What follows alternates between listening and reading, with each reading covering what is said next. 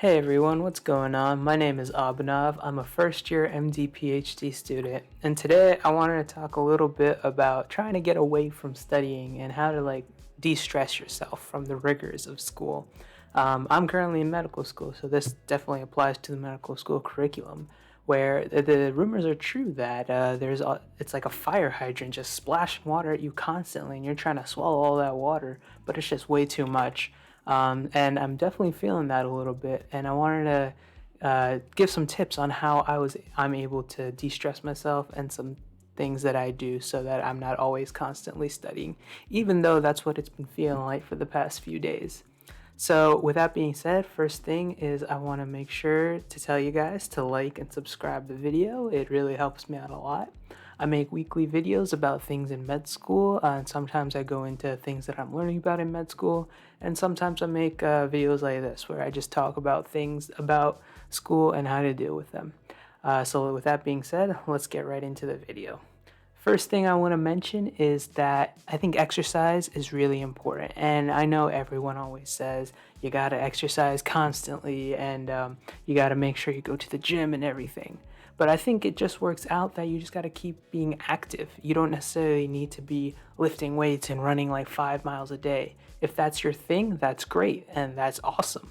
But for me, I'm not a big gym person, even though I try to go to the gym. But what I do is actually play VR.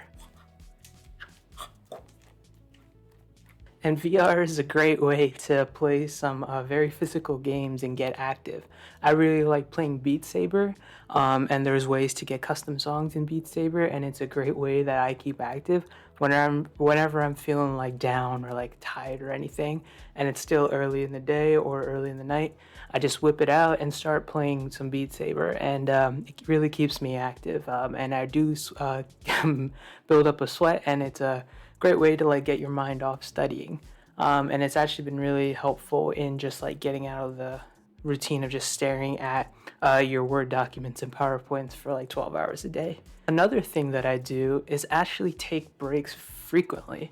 For me, at least, there's a way that I do it is where I complete a PowerPoint or a topic, then I start and take a break. And a break usually means that I grab something to eat, like a quick snack, or I just start watching Netflix and only watch maybe at max a half-hour show or something like that.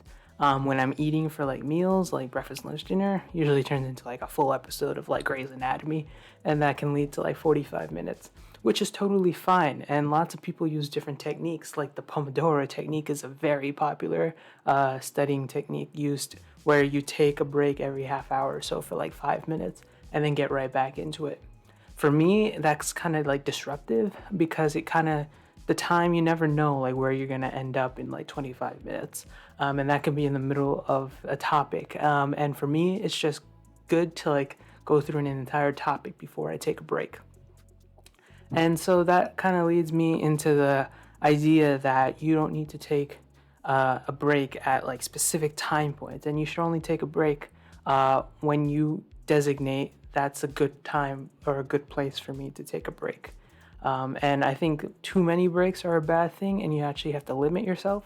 And that could just be by disabling your phone and putting a do not disturb and getting some apps. There's a ton of apps out there that lock up your phone, and there's some Chrome extensions for locking up certain websites on your browser so that you don't go to them. And I think those are great ways to make sure you don't take too many breaks. But you definitely need to take breaks because that's the only way you're going to be able to retain anything. Taking breaks allows your brain to kind of sit with the stuff that you just learned and put it all together. And now the ultimate break that you need to take is sleeping. And I guess sleeping counts as a break because that's the break of your day and it's the longest break. And you should be getting between 7 to 9 hours of sleep, but every person is different. I've met some people that only need 5 hours of sleep, and I am so jealous of them. But sleeping is crucially important, and I learned this in undergrad. Sleeping actually helped me retain stuff in my memory. I study the night before, I sleep, and then the next day I'm able to remember it much easier than I was the night before. And it's been shown in studies after studies where sleep improves your memory. And it's definitely been showing for me. And during med school right now, I really need to make sure that I sleep 8 hours a day because the next day Usually I wake up pretty early. If I have classes that day, I wake up at 6 a.m. And I need to make sure that I have enough sleep so that I'm functional the next day because I need my 8 hours at least.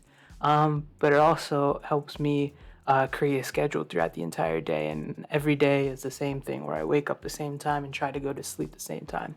Keeps my circadian rhythm in check, but it also keeps a good schedule for me, and it's a good way to make sure that I get enough sleep. I stick by my bedtime and I make sure I get to sleep on time. And finally, just make sure you're socially active. Make sure you keep up with your group chats and make sure you text your friends from time to time. Make sure you call your family and have some talks. It's a great way to just like get out of your bubble of school, especially when you study constantly. It can feel like you're just doing the same thing over and over every day. And sometimes you feel like you're not making any progress. So make sure you take breaks and call people, talk to people, go out and meet some people, maybe go out to eat, because those are definitely necessary. Humans are social beings, and we need to make sure that we are staying social.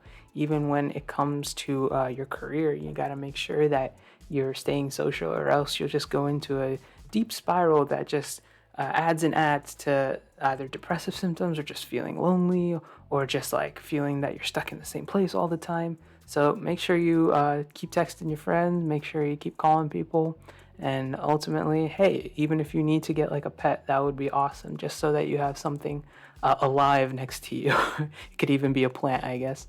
But yeah, just make sure you keep talking to people. And those are ultimately the things that I do to make sure that I'm taking breaks, I'm making sure I'm talking to people, and I'm making sure I'm staying active. And all these things are helping me get through studying. And it's been really crazy lately. Things have been piling up a lot. And right now, I'm taking a break and trying to make this video. And I think that's a great way to just keep active and make sure that your brain isn't stationary on the same thing constantly. And with that being said, that's about it. So let me know about your study strategies and things that you do to make sure that you're able to study effectively, and make sure you don't go insane with the material. And with that being said, that's about it. So please do like and subscribe, and I'll see you next time. Bye.